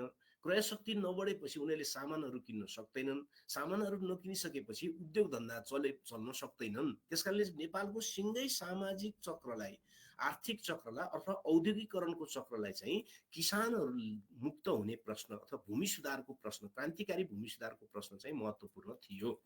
अहिलेदेखि मात्रै होइन, 2007 सालको अगाडिदेखि, 7 साल अगाडि चाहिँ नेपालको काङ्ग्रेसले पनि भूमि सुधारको नारा लगाउँथ्यो, कम्युनिस्टहरूले मात्रै होइन। तर भूमि सुधार हुन दिइएन। साना साना केही जमिन भाँडा जस्तो गरियो, भूमि सुधार दिइएन। र अनि त्यो क्रमशः त्यो जमिन चाहिँ सामन्तहरूको हातबाट बिस्तारै बिस्तारै भूमाफियाहरूको हातमा, होइन, चिया बगानको नाममा, कम्पनीको नाममा, यता नाममा उता नाममा गरेर त्यो जमिन जति चाहिँ सबै लुकाउने काम चल्दै गयो। त्यसकारण गर्नु पर्थ्यो के त संविधानले भन्दाखेरि चाहिँ हदबन्दी भन्दा बढीको जमिन त्यो कम्पनीको नाममा होस् वा चाहिँ त्यो व्यक्तिको नाममा होस्, त्यो चाहिँ राष्ट्रियकरण गर्ने र किसानहरूलाई वितरण गर्ने दिशामा संविधानले बाटो प्रशस्त गर्नु पर्दथ्यो।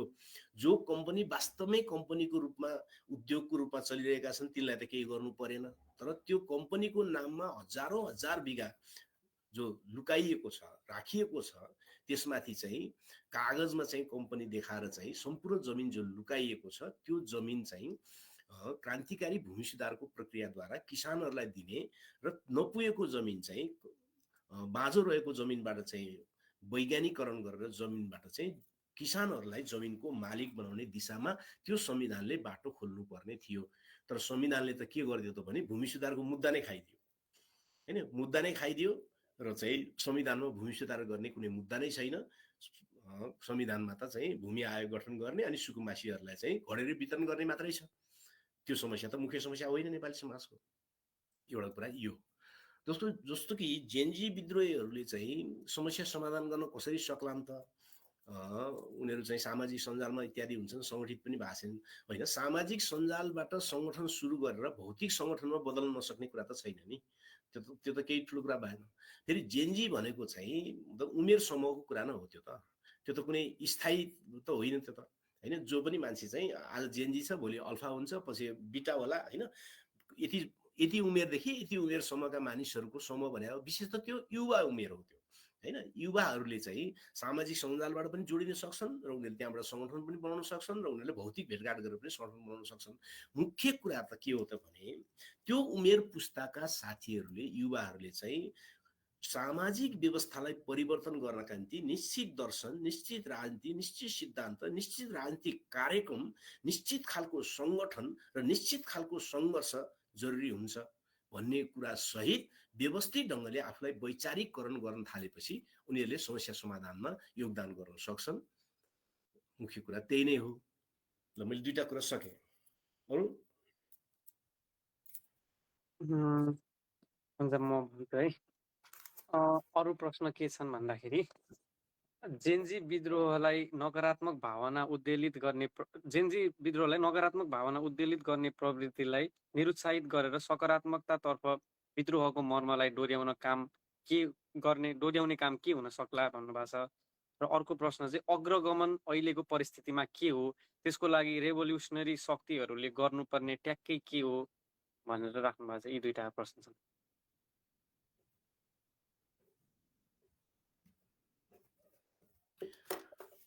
जेनजी विद्रोहप्रति चाहिँ नकारात्मक भाव जसले दिन्छ उसले त जेनजी विद्रोहलाई बुझेकै भएन होइन। जेनजी विद्रोहलाई विद्रोहको रूपमा बुझेकै भएन। यहाँ पनि छन् नि कतिपय हाउ गरे भन्ने खालका मान्छेहरू छन् नि त। त्यो उनीहरूले त्यो कुरालाई बुझेकै भएन होइन। किनकि उनीहरू आफ्नो अपराध, आफ्नो गल्ती, दलाल पुँजीवादी व्यवस्थाका समस्याहरूलाई लुकाउन चाहन्छन् उनीहरू होइन। त्यस कारणले जेनजी विद्रोहलाई नकारात्मक रूपमा प्रस्तुत गर्ने प्रवृत्तिको सट्टा सकारात्मकतातिर लानलाई के गर्नुपर्छ त भन्ने कुरा चाहिँ जेनजी विद्रोहको अस्तित्वलाई, नेपालको इतिहासमा घटेको त्यो घटनालाई, त्यो विद्रोहलाई विद्रोहको रूपमा सम्मानित गर्नु पर्यो। त्यो विद्रोहमा आएर शहादत प्राप्त गर्नेहरूलाई उच्च सम्मानका साथ शहादत शहीदको रूपमा हामीले सम्मान गर्नु पर्यो। त्यो परिवारहरूलाई सम्मान गर्नु पर्यो। र त्यसको अझ त्योभन्दा मुख्य कुरा त्यसले नेपाली समाजमा परिवर्तन चाहिन्छ भनेर जो विद्रोह गर्यो त्यो परिवर्तनको भावनालाई हामीले सबैले पक्रिनु पर्यो। त्यो हो सबभन्दा मुख्य कुरा। त्यो पक्रिएर अनि त्यसभित्रका समस्याहरू मैले अघि सुरुमा भनेको थिएँ, त्यसको वैचारिक समस्या, त्यसको सङ्गठनात्मक समस्या होइन, त्यसले वैदेशिक हस्तक्षेपबारे सोध्दै नसोचेको समस्या लगायतका थुप्रै जो वैचारिक राजनीतिक समस्याहरू, सङ्गठनात्मक समस्या थिए, त्यो समस्याहरूलाई समाधान गरेर जेनजी पुस्तालाई एउटा राजनीतिक रूपमा तन्दुरुस्त पुस्ताको रूपमा विकास गर्न लाग्नु नै नकारात्मकतालाई चिर्ने र सकारात्मकतातिर लाने बाटो हो होइन। यो कुरा मैले भनि पनि सकेको छु। अर्को चाहिँ अग्रगमनकारी शक्तिहरूको चाहिँ अग्रगमनमा लानका निम्ति काम के त? पहिलो कुरा त अग्रगमनकारी शक्तिहरू वा समूहहरू वा व्यक्तिहरू उनीहरू नेपाली समाजमा नागरिक समाजका रूपमा होलान्, नेपाली समाजमा क्रान्तिकारी पार्टीहरूको रूपमा होलान्, कम्युनिस्ट पार्टीका रूपमा होलान्, वामपन्थी पार्टीका रूपमा होलान्, वा संसदवादी पार्टीभित्र चाहिँ आफ्नो पुरानो पार्टी असफल भएको, आफ्नो पुरानो पार्टीसँग प्रगतिशील नीति नभएको हुनाले आफ्नो नेतृत्वसँग चाहिँ आजको युग अनुसार जान सक्ने विचार र व्यवहार नभएको हुनाले आफ्नो त्यो पार्टीबाट चाहिँ अब क्रान्तिकारी पार्टीमा रूपान्तरण हुनुपर्छ भनेर सोच्ने, नयाँ ढङ्गले जानुपर्छ भन्ने सोच्ने समूह र तबकाहरू चाहिँ त्यहाँबाट निस्किनु पर्यो नि होइन। आफ्नै पार्टीको चाहिँ कार्यालय जल्दाखेरि चाहिँ 10 जना मान्छे आएर नजलाउन भन्न नसक्ने ठाउँमा पुगेर विघटित भएका पार्टीहरूले अब देश चलाउन सक्छन् त? यिनले परिवर्तनमा लान सक्छन् त? त्यो त सक्ने स्थिति छैन नि त। त्यस कारणले गर्दा अनि वास्तविक जेनजी विद्रोहीहरू होइन, 3 थरीका मानिसहरू भनौँ न। वास्तविक जेनजी विद्रोहीहरू संसद बाहिर रहेका क्रान्तिकारी पार्टीहरू र चाहिँ संसदभित्र रहेका पार्टीभित्रका आफ्नो सडै गलेको नेतृत्व र राजनीतिबाट वाक्क दिक्क भएका समूह र व्यक्तिहरूको बिचमा मोर्चाबन्दी बन्न पर्यो र यो देशमा हुने वैदेशिक हस्तक्षेपको पनि भण्डाफोर गर्ने र अग्रगामी परिवर्तनमा लैजानका निम्ति प्रयत्न गर्ने, आन्दोलन गर्नुपर्छ भने आन्दोलन गर्ने, हैन, जनतालाई अपिल गर्नुपर्छ भने जनतालाई अपिल गर्ने र यो व्यवस्था र यो संविधानबाट समस्या समाधान भएन। यहाँ व्यवस्था नै असफल भएको हो, केही पार्टी मात्रै असफल भएका होइनन्, यहाँ पार्टीका केही नेता मात्रै असफल भएका होइनन्, त्यो पार्टीको राजनीति पनि असफल भएको हो। त्यस कारणले अब नयाँ राजनीतिक व्यवस्थामा जानुपर्छ भनेर नयाँ संविधान बनाउने दिशामा देशलाई लिएर जानुपर्ने हुन्छ, समाजवादी दिशामा देशलाई लिएर जानुपर्ने हुन्छ। त्यो नै अहिलेको अग्रगमनको तरिका हो र अग्रगमनको दिशामा जाने निश्चित बाटो। अब 3वटा प्रश्न छन्, यिनलाई पनि लिइहालौँ होला। एउटा चाहिँ चित्राङ्गत बरालजीले सोध्नु भएको छ, जेनजी मुभमेन्टको भावी कार्यक्रम राज्यका सबै निकायको थप लोकतान्त्रिकरण, थप अधिकार प्रदेश र स्थानीय सरकारलाई दिने गरी संघीयता, जाति, धर्म, क्षेत्र, लिङ्ग लगायतको प्रतिनिधित्व सहितको थप समावेशी, थप समाजवाद उन्मुख सहित सामाजिक न्याय र थप पारदर्शिताको के गर्नुपर्छ भन्नुभएको छ। अर्को प्रनिश उप्रेतीजीले सोध्नु भएको छ, आउतीजी अहिलेको जेनजी पुस्ता देशप्रति भावनात्मक रूपमा त जोडिएको छ, तर व्यवहारमा यो पुस्ता ठुलो संख्यामा विदेश पलायन भइरहेको पनि देखिन्छ। जब देशकै सक्षम युवाहरू स्थायित्व र अवसरको खोजीमा बाहिर गइरहेका छन्, तब यहाँ कसरी जनमुखी र आत्मनिर्भर व्यवस्था निर्माण सम्भव हुन्छ? यस्तो अवस्थामा नयाँ आन्दोलनको बाटो सुरु हुन सक्छ, विचारबाट वा अवसर सृजनाबाट भन्नुभएको छ। र अब थप 2टा प्रश्न चाहिँ नवराजजीले राख्नु भएको छ, सहमतीय प्रणाली भनेको अलिक बुझिएन, सबै मुद्दा वा विषयमा सबैको सहमति नै हुन सक्छ र अबको शासन प्रणाली कस्तो हुनुपर्छ, अलिक बुझ्ने तरिकाले उदाहरण सहित बताइदिनु होला कृपया भन्नुभएको छ। र अन्त्यमा दीप बहादुर तामाङजीले आहुति सर प्रत्यक्ष कार्यकारीमा जानु नहुने भए चुनाव के को लागि गर्ने, देशलाई कसले नेतृत्व दिने भनेर राख्नु भएको छ। यति प्रश्न राखेँ मैले।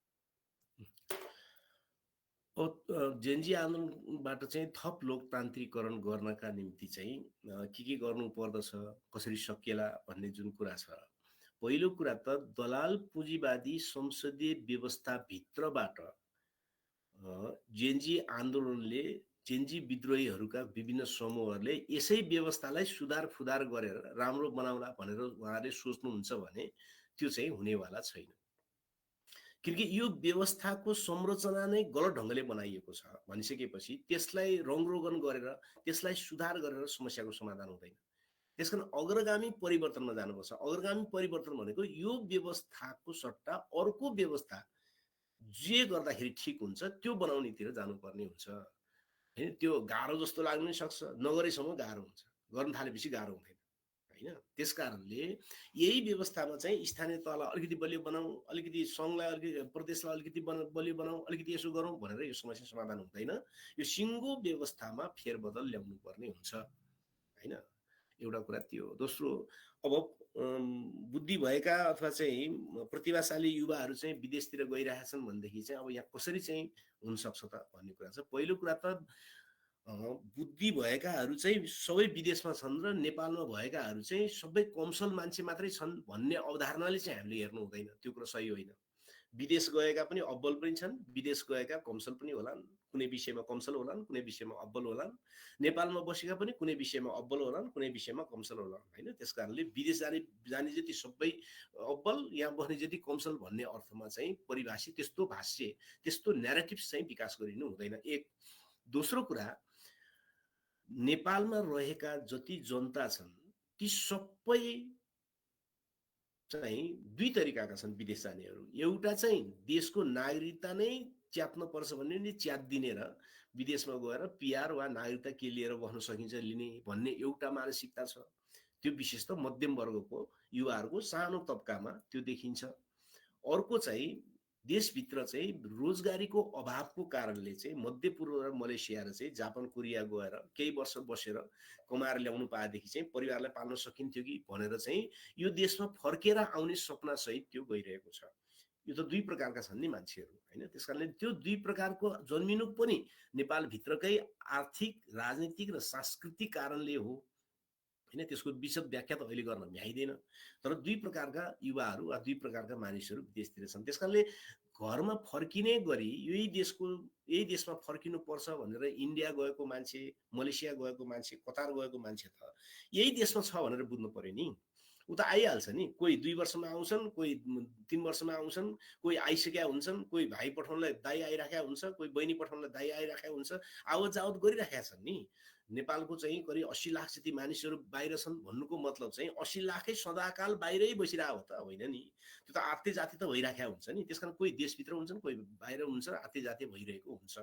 त्यसकारणले हामीले व्यापक वैचारिक बहस चलाउने र देशलाई एउटा नयाँ दिशा दिने बारेमा राजनीतिक आन्दोलन र युवाहरूको अभियान चलाउने हो भने र देशभित्र नै उत्पादन गर्ने समाजवादी अभियान लिएर जाने हो भने चाहिँ हामी स्वाभाविक रूपमा सबैलाई सम्बोधन गर्दै हाम्रो समाजलाई, हाम्रो राजनीतिलाई, हाम्रो व्यवस्थालाई व्यवस्थित गर्न सक्छौँ, समाजवाद निर्माण गर्न सक्छौँ। अब तेस्रो कुरा चाहिँ सहमतीय प्रणाली भनेको के हो भन्ने कुरा हो। सहमतीय प्रणाली भनेको चाहिँ मतलब यो छोटो कार्यक्रममा मैले विस्तृत छलफल गर्न त म भ्याउँदिनँ, तर म छोटो कुरा एउटा राख्न चाहन्छु, किनकि तपाईँहरूको रुचि भयो भने त हामी फेरि भेटेर वा अर्को मञ्चमा फेरि हामी विषय छलफल गर्न सकि नै हाल्छौँ। सहमतीय प्रणाली भन्या चाहिँ कुनै पनि विषयमा बहुमत नगर्ने भन्या होइन। भन्या चाहिँ के त भने समुदायसँग सम्बन्धित, जनताको सरोकारसँग सम्बन्धित आधारभूत विषयहरू चाहिँ उनीहरूको समेत सहमतिमा चल्ने शासकीय स्वरूप बनाउने भनेको। अब शासकीय स्वरूपबारे मैले तपाईँलाई भन्दाखेरि अहिले भनौँ कि जस्तो कि आजसम्मको पुँजीवादी व्यवस्थामा शासकीय स्वरूप भने कस्तो हो त भने जनताले प्रतिनिधि चुनिदिने अनि प्रतिनिधिले सबै शासन गर्ने व्यवस्था हो यो हैन। हामीले भने चाहिँ के त भने प्रतिनिधिले शासन गर्ने व्यवस्थाको अब अन्त्य गर्नुपर्छ, किन संसारभरि 450-500 वर्ष भइसक्यो। जनताले प्रतिनिधि छान्ने बेलसम्म जनतालाई नमस्कार गर्दै आउने, प्रतिनिधि छानेको भोलिपल्टदेखि लात्ताले हान्ने, त्यही प्रतिनिधि चाहिँ शासक बनेर आउने जो व्यवस्था छ यो 450-500 वर्षदेखि पुँजीवादले यही लागू गरेका छ। यसलाई उनले लोकतन्त्र भन्ने गरेका छ, तर यो लोकतन्त्र असफल छ, किनकि वास्तविक जनता, वास्तविक सरोकारवालाले चाहिँ निर्णय गर्न नपाउने, त्यसले चुनेको प्रतिनिधिले चाहिँ निर्णय गर्न पाउने व्यवस्थालाई उल्ट्याउनु पर्छ। त्यो गलत छ, त्यसकारणले उल्ट्याउनु पर्दछ। अब कस्तो शासन प्रणाली गर्नुपर्ने हुन्छ त भने सरोकारवालाहरूले निर्णय गर्ने, प्रतिनिधिले चाहिँ केवल लागू मात्रै गर्न पाउने, निर्णय गर्न नपाउने व्यवस्थामा जानुपर्ने हुन्छ हैन। प्रतिनिधिले निर्णय गर्न नपाउने अथवा सरोकारवालाहरूले निर्णय गर्ने, प्रतिनिधिले केवल लागू मात्रै गर्ने शासन प्रणालीमा जानुपर्ने हुन्छ। शासकीय स्वरूप पनि हामीले त्यस्तै बनाउनु पर्ने हुन्छ। त्यो 1, 2, 3, 4 कसरी बनाउने हुन्छ त भन्ने बारेमा चाहिँ थप छलफल गरौँला। आज भ्याइँदैन, तर मुख्य मैले भने तपाईँहरू युवा साथीले सम्झिन सक्नुहुन्छ कि आजसम्मको यो पुँजीवादमा 450-500 वर्षदेखि लोकतन्त्र भन्या कस्तो रहेछ त भने शासकीय स्वरूप भन्या कस्तो बनाए त भने जनताले, सरोकारवालाले, जनताले चाहिँ प्रतिनिधि चुन्ने, प्रतिनिधिले चाहिँ शासन गर्ने भन्ने व्यवस्था हो यो व्यवस्था संसारभरि असफल भयो। किन असफल भयो त भने सरोकारवाला जसलाई आवश्यकता छ, जसको जुन विषयमा स्वार्थ छ, सरोकार छ, त्यसले चाहिँ निर्णय गर्न नपाउने, अनि उसको प्रतिनिधिले उसको टाउकोमा बसेर उसको बारेमा निर्णय गरिदिराख्ने जो व्यवस्था छ यो पुँजीवाद हो, यो गलत हो। अब हामीले सहमतीय प्रणाली अन्तर्गतको हामीले शासकीय स्वरूप बनाउँदाखेरि चाहिँ सरोकारवालाहरूले निर्णय गर्न पाउने, तिनले चुनेको प्रतिनिधिले चाहिँ केवल लागू मात्रै गर्न पाउने दिशामा चाहिँ अब शासकीय स्वरूप बनाउनु पर्छ। त्यो कस्तो हुन्छ भन्ने बारेमा चाहिँ हामीले अझ विशेष छलफल गर्नुपर्छ। मूल सिद्धान्त चाहिँ त्यो हुनु पर्दछ हैन। मूल सिद्धान्त त्यो हुनु पर्दछ। अब चुनाव केका निम्ति गर्ने भन्ने कुरा छ। चुनाव चाहिँ जनताको, सरोकारवालाहरूको स्वार्थ व्यक्त गर्नका निम्ति निर्वाचन गर्ने वा चुनाव गर्ने वा कुनै पनि शासकीय स्वरूप तयार पार्ने हो नि त। कोही व्यक्तिलाई चाहिँ हिरो बनाउनका निम्ति मात्रै चुनाव गर्ने कुरा त होइन हैन। त्यसकारणले शासकीय स्वरूपको सन्दर्भमा चाहिँ हामीले सहमतीय प्रकारको भने के त भने एउटा त नेपाली समाज विविध छ, एउटा जनजाति समाज छ, मधेसी समाज छ, दलित समाज छ, महिला खण्ड छ, विविध खालको स्थिति भएको हुनाले ती सबैको प्रतिनिधित्व पनि व्यवस्थित ढङ्गले उनीहरूको स्वार्थ व्यक्त हुने गरी आउनु पर्दछ भन्या हो सहमतीय प्रणाली भनेको हैन। उनीहरूको सहमति लिइराख्नु पर्ने स्थिति बन्नु पर्दछ।